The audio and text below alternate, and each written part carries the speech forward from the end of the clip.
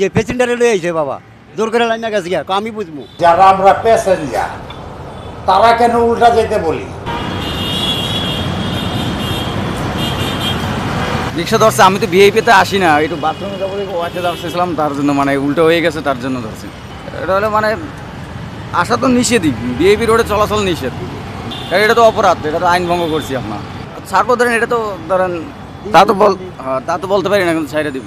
কেন আটকাইছে রিক্সা? বিয়াবি টুসি দেখিয়া বিয়াবি না ওই যে প্যাসেঞ্জারে লয়ে আইছে বাবা জোর করে লাইন না গেছে গিয়া আমি বুঝবো। রিক্সা চালক ও টাকার জন্য শর্টলি পৌঁছে দেওয়ার চেষ্টা করবে, কিন্তু যারা আমরা প্যাসেঞ্জার তারা কেন উল্টা যেতে বলি? উল্টা যাও, আমি দেখবো, কেউ কিছু বলবে না, আমি দেখবো, তুমি উল্টা যাও, এই দিক দিয়ে তো তাড়াতাড়ি হবে, কেন বলবো? এই আমাদের মানসিকতাটা চেঞ্জ করা দরকার। আর রিক্সাগুলি শাহবাগ থেকে উল্টা আসছে, এই কারণে ধরা হয়েছে যে তুমি উল্টা এসে ওরা যাবে বাংলা মোটর বা বলে পরিবার যে জায়গায় যাও ওটা উল্টা যাবে, এই কারণে উল্টা রাখা হয়েছে। ওদেরকে ছেড়ে দেওয়া হবে, ওদেরকে ধরা হয় নাই, রেকার কল করা হয় নাই, ওদের জাস্ট 1 ঘন্টা আটকায় রাখা হয়েছে যাতে নেক্সট টাইম না আসে।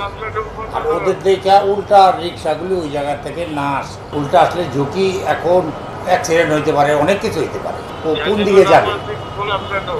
আমার এই জায়গায় সিগন্যাল সবচেয়ে কম 3টা মাত্র, 4টাও না। 4টা হলে তো উল্টা এলে মারাত্মক বিপদ। এই জায়গায় 3 সিগন্যাল, তাই প্রবলেম। তারপর আপনি ধরেন সোজা যাবে, এখন উল্টা আসলে কীভাবে? ওই গাড়িগুলি তো আসতে পারতেছে না, মুভমেন্টে প্রবলেম হয়।